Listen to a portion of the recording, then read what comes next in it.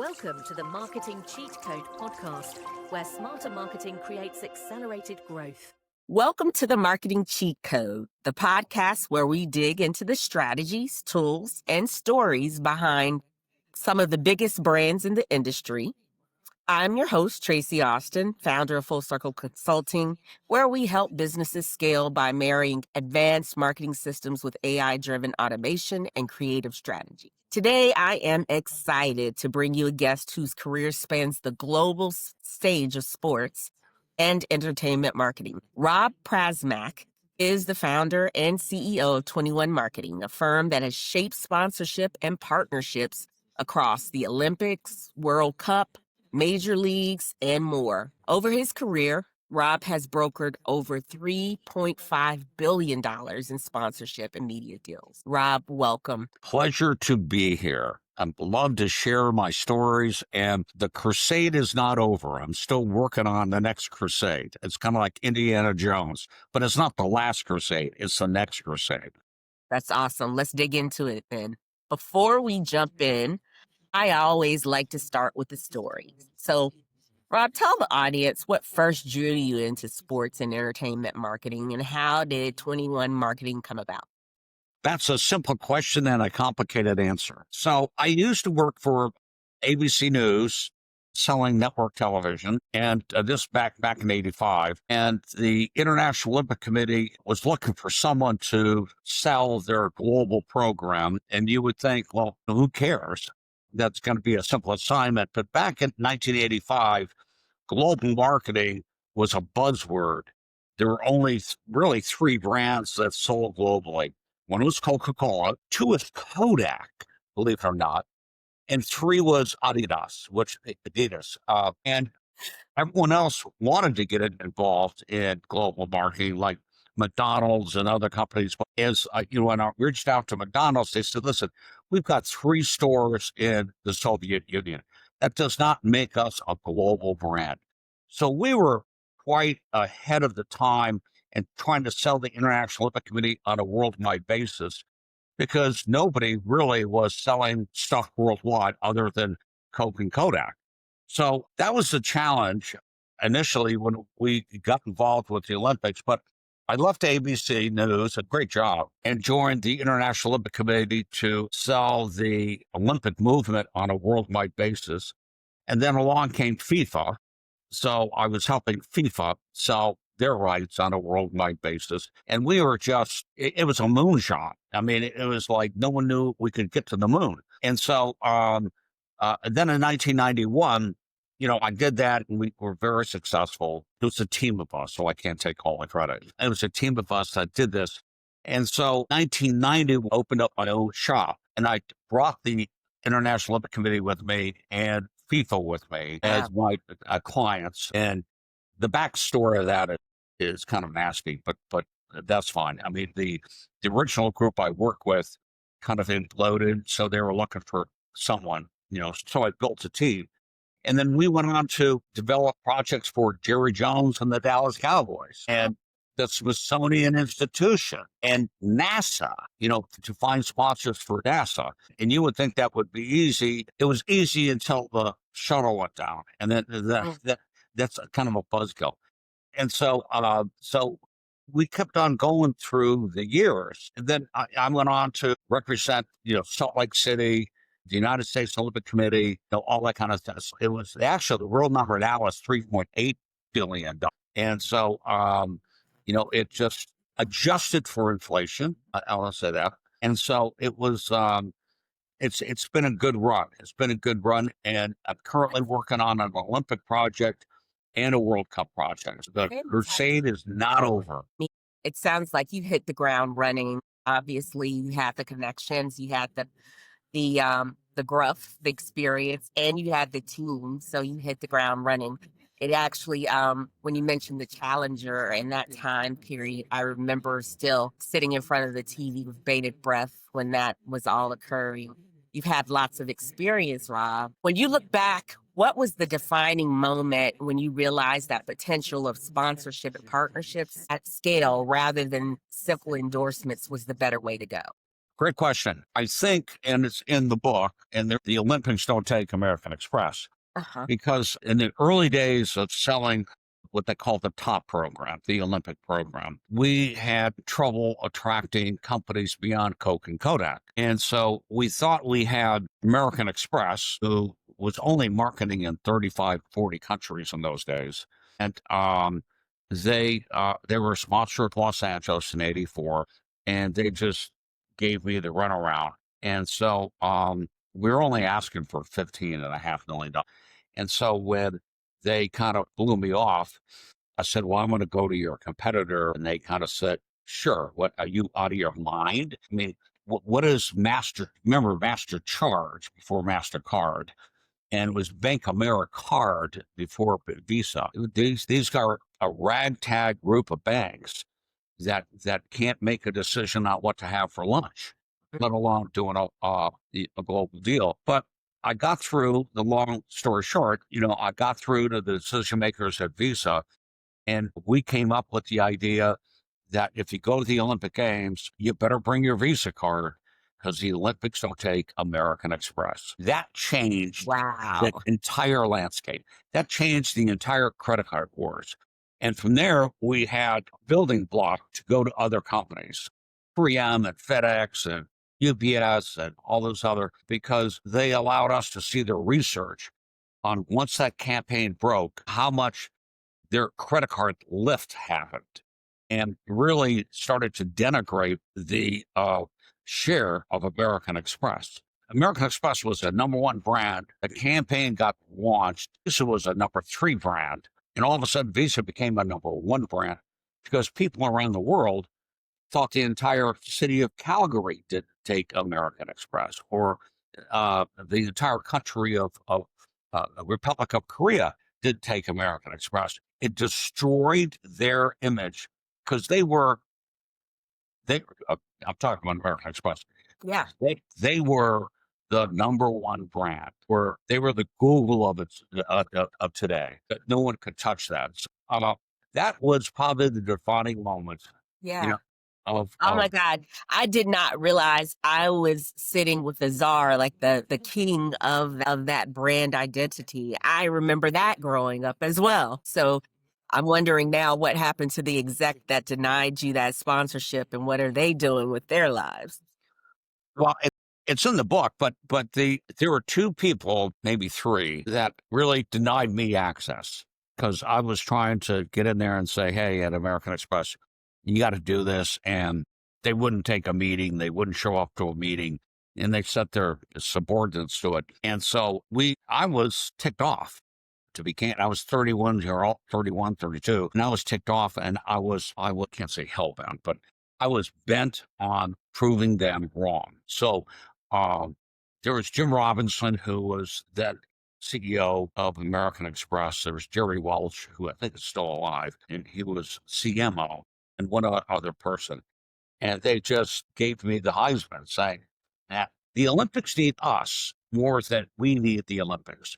Mm-hmm. And so that was kind of like my Arnold Schwarzenegger moment. I'll be back. Yeah. And so when that campaign broke, it really, it was like, It resonated. It was a thud across the country. I remember that campaign. yeah, because Visa had this little campaign that if you went to Rosalie's restaurant somewhere in Massachusetts, you better bring a big appetite and your Visa card, because Rosalie doesn't take no for an answer in terms of food, and they don't take American Express. Well, it's one thing to do Rosalie's restaurant in Massachusetts. It's another thing to say the Olympics don't take American Express. The campaign had just broke, and so we kind of fell into a thing, and my job was to convince the International Olympic Committee to allow them to say the Olympics don't take American Express. I mean, that took a lot of doing, and so we did it, and now Visa is the runaway number 1 brand, Absolutely. in the world. This is fascinating. What lessons from that era still inform how you lead 21? Another great question. I think times have changed. But to put your proposition in front of the right decision makers, and it's a numbers game. I got to tell you, It's a numbers game because, for every, 100 approaches you go to, especially today's environment, you may get 10 people who are interested in the proposition, and you may close one deal or two deals along the way. So uh, there's a big difference between 1985 and 2025. And that is because there's so much inventory that's out there, and there's so many people selling stuff that to get through to decision makers is very, very, very difficult. And that's what I find today, because not everybody knows who Rob Prazmark is. So I'm still kind of proving my point. And even with the Olympics and World Cup and other projects I work on, you still got to get in front of the decision, the CEOs. The CEOs and CMOs, male or female, really are the destiny of anything that you're trying to communicate or I hate to say sell, but get them involved with. Absolutely. I agree wholeheartedly. Rob, in your mind, what is the essence of value in sponsorship? How do you make sure that both the brand that you're approaching and the property that you represent win? I got to remember this. There are 5 buckets that it hits. One is to your customers. So it's B2C. It's also B2B, business to business, B2G, business to government. Also business to investor relations, because we had a study that was done at Wall Street said the fact that if you were an Olympic sponsor, you are the leader in your industry, which could help sell stock or investors along the way. And that business to employees is a big thing. It's an employee motivator. So you had to hit all 5 buckets or 6 buckets. I'm missing one, and so that was the business proposition. Plus, we had back in the day, we still do the Visa stories about brand lift and incremental sales and all that kind of stuff. John Hancock back in the day, same thing. We would sell it based on testimonials from Olympic sponsors. So that was Visa's still an Olympic sponsor. They'll be, I think, forever. If you lose an Olympic sponsor, either for 2 reasons. One is there's a change of management. So somebody comes in and kind of goes, that was then, we're new, move on. Or the other thing, the downturn of a business. Kodak is a great example. Xerox is a great example. Right. IBM, we had IBM, and they shifted their effort. Oh, those things, those relationships come and go. But pretty much it's the case studies of how you can show incremental lift in not only brand recognition, but really it's about the bottom line. How do you lift the bottom line to sustain the relationship? But these are Tracy, business decisions. Right. These are not hand on heart. Let me give you millions of dollars because it makes me feel good. You got it, and that kind of shifted in the 80s because you had shareholder not only recognition but responsibility. You had to show your shareholders why you'd spend 100, 200, 300 million on the Olympic Games. What is it other than a feel good? And so, we had to show why it was a good business investment. Over the last decade, and let me shift gears here. We're going to dive into sponsorship, fan engagement, and monetization. Over the last decade, the ecosystem of sports marketing has transformed dramatically. What major shifts have you observed in how properties and sponsors structure their deals? Probably the biggest thing is clutter, that there are so many properties out there now, so many people selling stuff. I'll take NASCAR, for example. I love the management of NASCAR, but they are one entity, but they've got 42 teams. 42 teams are out there in the marketplace trying to find their own sponsors as NASCAR tries to find their own sponsors. You've got the NFL and you've got, 31, 32 teams that they're all selling their own stuff. You've got hockey, you throw in hockey, you throw in, NBA. There's so much clutter and then you've got the networks selling their own stuff as well. So the pressure, there's not an easy way to rise above the clutter. Yeah. And the Olympics can do it. The World Cup, which is going to be a monster coming here, it can do it. Super Bowl can do it, but that's pretty much it. I mean, and then you've got all the other stuff, what I call the clutter, I call it in there. And so, how do you create a campaign that through sport that rise above? Now, for me, I got out of the sport business for a while because I thought intellectual marketing is the next generation. So that's the reason why I got involved with Smithsonian. I got involved for a while with America 250, which is our 250th anniversary, until that campaign imploded. But it had nothing to do with me. And so because not all corporations want sport. Not every consumer of anything from Tylenol to Coca-Cola wants sport. I mean, you've got to get in also into some intellectual lanes.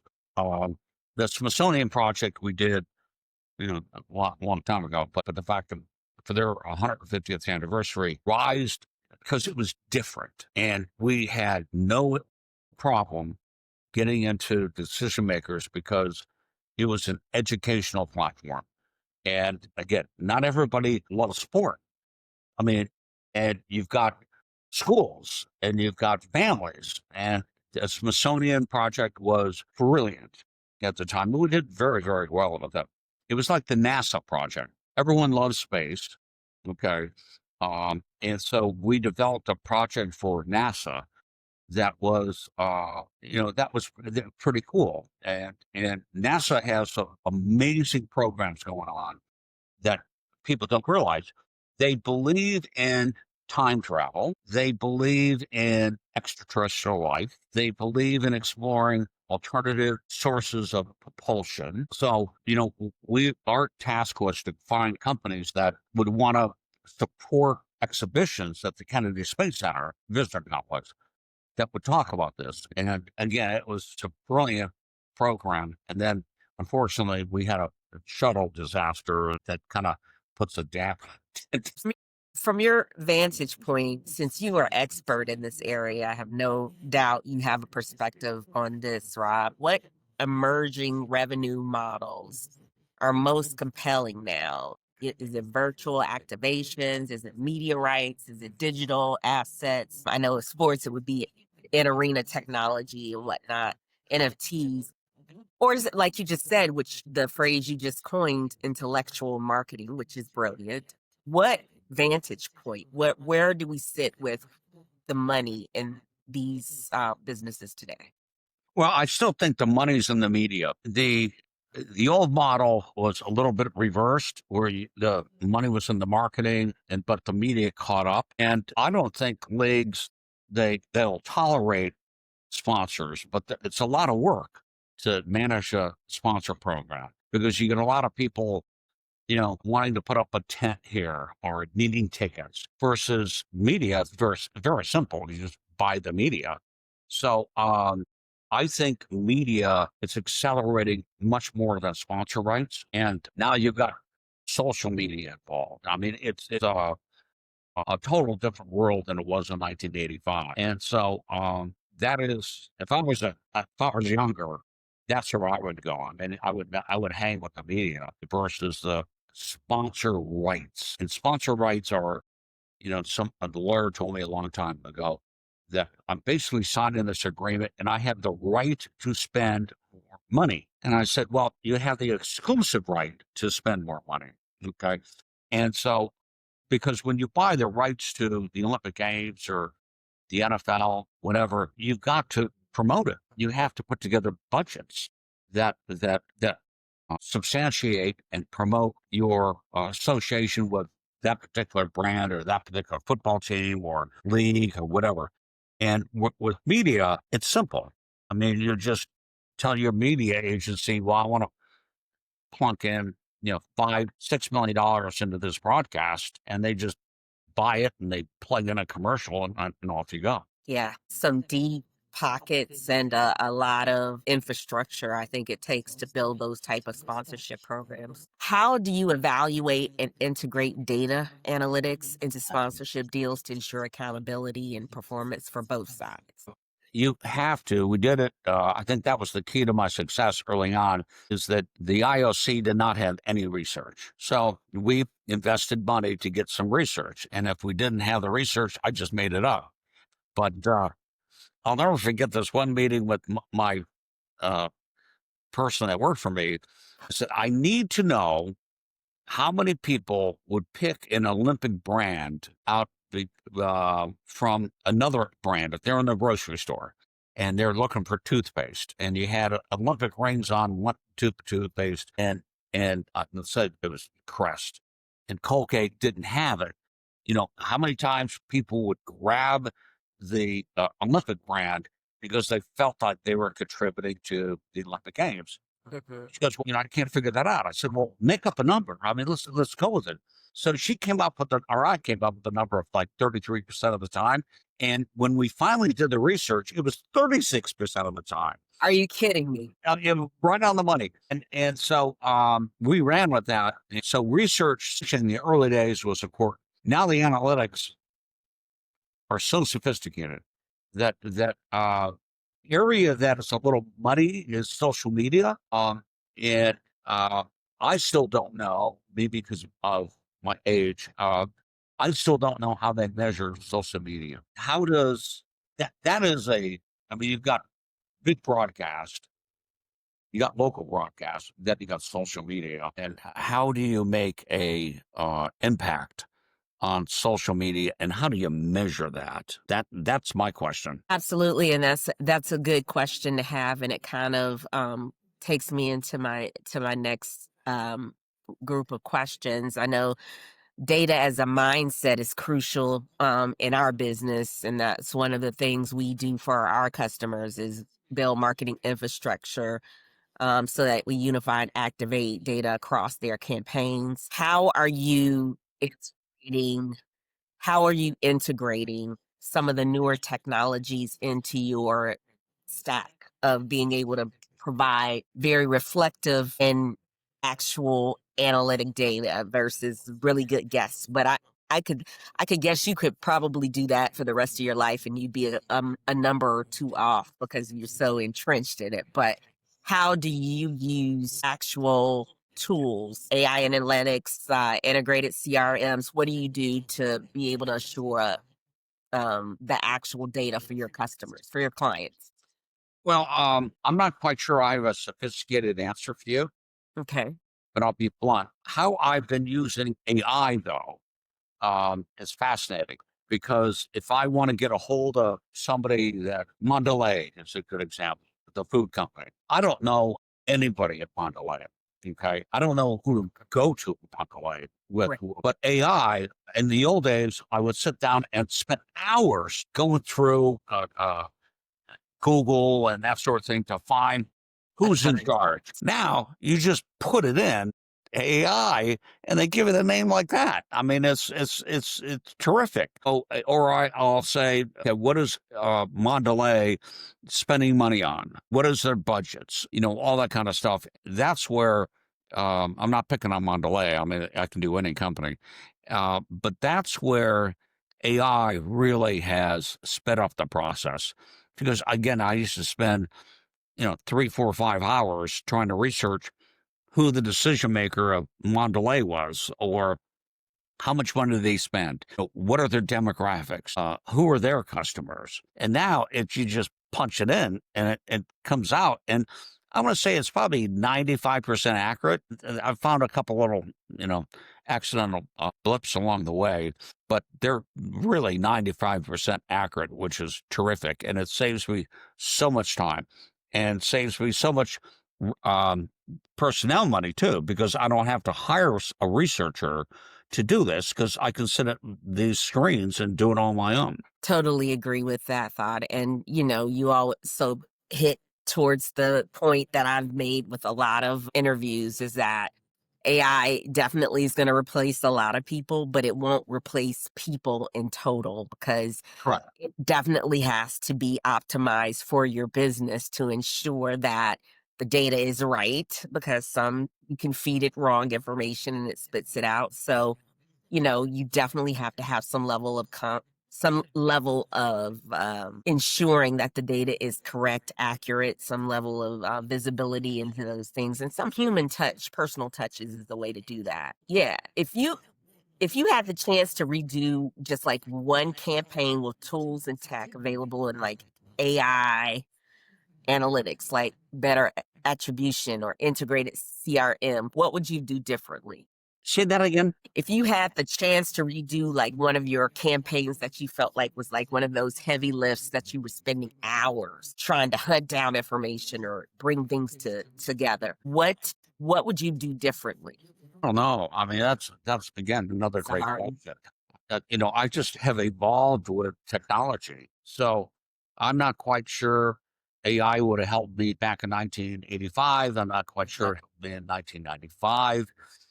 All the way, but then to save me personal time and Right. finding people. Uh, the challenge still is even if you identify the people who you need to get at because they are the decision makers, you still got to get to them. And that's still the biggest challenge. I have my own Rolodex, but I don't know everybody. So and the business is changing. You've got men and women who are retiring or they change companies or promoted or demoted. Nobody's Rolodex is perfect.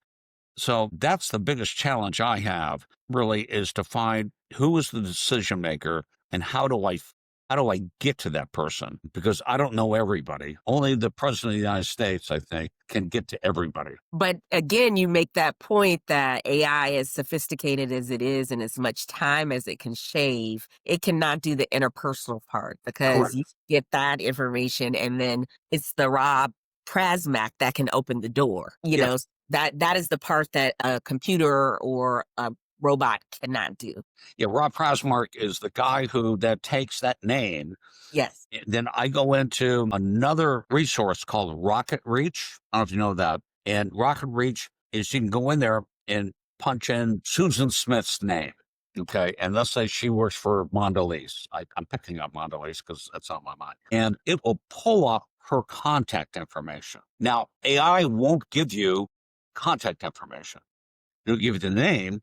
But when you say, well, what's her phone number, email address, whatever, it says we're not allowed to do that. So I got to go into use a different resource called RocketReach to go, okay, Susan Smith at Mondelez. Again, I'm making all that stuff up, but how do you get to her? What's her email address? And that it gives you corporate address, private address, and phone number. I mean, it's scary. And what I'm going to go back to what I said somewhat earlier. One of the problems is, and I get 20 emails a day saying that I can generate 200 leads a month for you. Okay. And I'm kind of going, no. I'm in a specialized business that clients pay me because of my contacts and my direct responsibility. And I just keep on hitting not so much delete, but junk. And that's the other thing that's cluttering up the business is that there's so many, they're not scammers, they're trollers, I think, that are out there. And you probably got the same thing as I do. And it's kind of like, no, I don't want to be, I'm not I'm not selling plumbing equipment. Okay. I'm selling something very specialized. And so I take great pride in personalizing every email or outreach I have to say, this is why I think World Cup is good for Mondelez. I'm picking on them again. Mondelez, because of the connection of the demographics. So I personalize it. And again, a lot of this stuff doesn't go through. I can get through probably 8 out of 10 times. No, I said the other way. 2 out of 10 times. And then you got to follow up and, it's typical sales. Yep. All the things. Let's talk future. 3 to 5 years down the road, Rob. Looking ahead, how do you see sports and entertainment marketing evolving? And what gives you optimism about the future? Did you say 35 years? No, 3 to 5. I was going to say 35 years, I'll be dead. I will too. I think it continues to be the clutter factor. I think it continues to be media, media, media. I think no one really has figured out the social media aspect of all this, but everyone likes to talk about it. So if you put together a proposal, you can have rights payments, media idea, but you better have a social media component or else you're not clicking all the boxes. And then how do you measure all that? It's like you go back 15 years ago, everyone talked about clicks, remember? And it's kind of like, who cares about a click? How does a click mean selling more widgets? And so that's where I think it's going to become more sophisticated. The pot of money is growing, and I watch, NFL football or NHL, and see all these new brands that are coming in. It's not the old brands; it's the new brands that are coming in. And so I think that they'll stay with that. But the industry has to get. In the old days, we only had Nielsen. We had Arbitron to measure TV ratings and radio ratings. Now we've got to get to somebody who can measure other things beyond media and radio. And so I go back to the basics. It's research, research, research. Absolutely. For properties that want to stay competitive, what is the most critical strategic shift they need to make? What do you tell your team about the property, or what do you elevate? Another great question. Thank you. I think that there are the big properties, yeah, and then there's the wannabe properties that are trying to get up. But years ago, I would tell you that MLS was a wannabe property, but now they're a major property. Now you got the North American Women's Soccer League that is becoming a major property. So I would think it's about platforms. So how do you create a platform for a company, not a sponsor category, but how do you create energy as a platform or peace as a platform? I think that's the next generation versus just selling categories and signs. It has to be meaningful to the constituency that you represent. And I think I said a long time ago that we got to stop selling categories and start selling platforms and programs, which is a great thing. And maybe I got too much of an Olympic helmet on, but that's how I would sell the Olympics going forward. Again, not on soda or fast food, but something like, energy or peace or whatever, going on. That is brilliant. I've never heard anybody dissect it in that way. And I've been a marketer for a very long time. But they own the energy or the feeling that surrounds the game, which that's usually how people buy in sentiment, right? So selling feeling as a platform, that is brilliant. I can see it going that way. Like, well, it'd be like selling education or right. all that kind of stuff would be terrific. And that would be siloed for a particular company. Environment, I may have mentioned that already. Environment, it would be a major platform for someone. So if you are dealing with Dow Chemical, I'm making that up, but Dow, and say, okay, because you're in the sustainability business, how do you own environment as a platform? And how are you going to take that around the world, change things? And you can't do this in a year. I mean, you got to do it over 10 years, 15, 20 years, but it's a great platform for somebody. Yeah. I mean, but look at your success with Visa. You sold actually the behavior surrounding the games. You sold the behavior, and that was ahead of its time by, what was that campaign out, Rob? Like 20 years ago? It was 85 that we 30. so Okay. you're talking Yeah. 40 some odd years ago. You changed behavior. People actually went and got Visa cards, you changed spending behavior. So that's powerful. You've been doing it for a while. I don't think I've just heard it broken down in the exact way that you platformatized it. I think Tracy, you're absolutely right. Changing behavior is important. It could be Olympics, could be World Cup, it could be MLS. How do you change behavior? And what I love about MLS is the fact that they're very much a multicultural demographic, and so that is changing America. And because if you go back 40 years ago when MLS started, no one ever thought it would work. I didn't think it was going to work. I did. But those Randy Bernstein and Alan Rothenberg, they built a system, and it started to take off, take off, take off. And now you go to Atlanta, getting 80,000 or 70,000 people in a stadium to watch a MLS game. It's In true. Seattle, I mean, and these are families, and they're not just all white Americans. I mean, they're multicultural, and they get the sport of football. I don't call it soccer. I call it football, global football, and that is a culture. That's a culture change, and that is absolutely terrific. Fantastic. Last question. And this is more for those brands that you're approaching. If you could give one piece of advice to those execs that are expanding into sports marketing, what would it be? Take a walk on the wild side. Don't sit back and say, well, this is what we normally do. Let's do it again, whatever. Take a gamble. Take a gamble.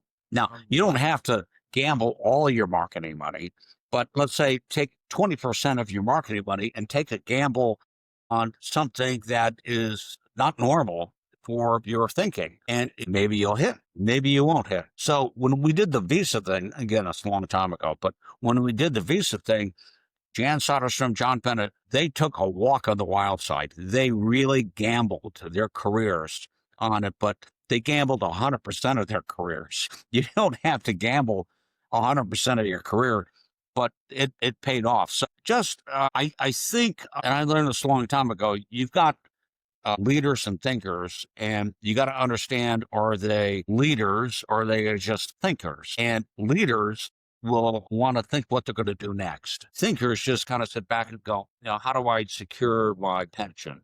Or how do I keep my job? Yeah. Okay. And there are a lot of people who won't take a walk on the wild side or gamble, and that's what I would say. I mean, 20% of your thinking ought to be something different, not what you've done before. This has been very powerful. Thank you so Thank much you. Thanks, for Tracy. sharing so many rich lessons with us. Before we go, where can listeners find you? Where can the WNBA or any other franchises learn more about 21 Marketing and its work? 21 is kind of, we used to be big, and now it's just kind of me and a couple of people. But, as you get older, you kind of pick and choose your projects. And so that's where I am, picking and choosing my projects. And so, and writing books, and so all that kind of stuff. So Plug your book, please. what's that? Plug your book. Give a Yeah, mention. yeah. The Olympics Don't Take American Express. Yes. Part one. Part one. I can't wait to get that. So it ends, and actually, I will tell you, Tracy, that the reviews are pretty good. I mean, it's a fun, quick. Well, it's not quick. It's 500 pages. Quick read, Okay. just about the Olympics. I mean, Jerry Jones is in there, Smithsonian's in there, NASA's in there, I think. And people who have read it have enjoyed it, because a little bit of my humor, that's in it, and so, and it, what's disappointing, Tracy, is I thought it was going to be more accepted by the university crowd because there's so many sports marketing. Not really. Programs now. Yeah. Yeah. But, people in the business have picked it up and read it. It's available on Amazon, and I'm working on part two, because this thing ends in 2010, and I got to write 2010 through 2025. And so it's all up here. I just got to sit down and type it all out. Right. And the people want to know, how do you remember all those facts? And I kept every email since email came out in 1993, Oh, God. every email. So it was easy for me to go back and look up historical stuff and say, this is my meeting here, my meeting there. This was the negotiation. And prior to that, I would have got on airplanes after meetings and write it in longhand, because we didn't have laptops. And so, I would throw the legal pads in a big box. And so when I went to write it, I would just pull out the old notes, so to Yeah. write a book is not easy. I mean, I think it's easy to write a book. It's not easy to write a book. Yeah. Your hard drive, your backup must be exhausted, or you must have several dozen to remember to Yeah. house all that email. But I believe the convergence of the authentic storytelling you do alongside of the integrated marketing and the being very laser focused on optimization, that's the differentiator. Because your stories are authentic and they actually happened, that they shaped the landscape of, quite honestly, not just the sports industry, but advertising. So that's pretty powerful. As a reminder to our audience, great marketing in the sports and entertainment world isn't just about logos or media impressions. It's about narrative alignment, activation depth, measurement, and agility. Paired with the right infrastructure and analytics, you unlock performance. And that's what Rob and his team have been doing since its inception. And we're just so grateful to have had you today. Thanks again, Rob. Tracy, thank you. And to everyone listening, keep hunting for those cheat codes, keep innovating, and keep building marketing that moves the needle forward. Until next time. Thank you. Bye-bye. Thank you for tuning in to the Marketing Cheat Code Podcast, where smart marketers unlock their next big win. Don't forget to like, subscribe, and share your favorite cheat code.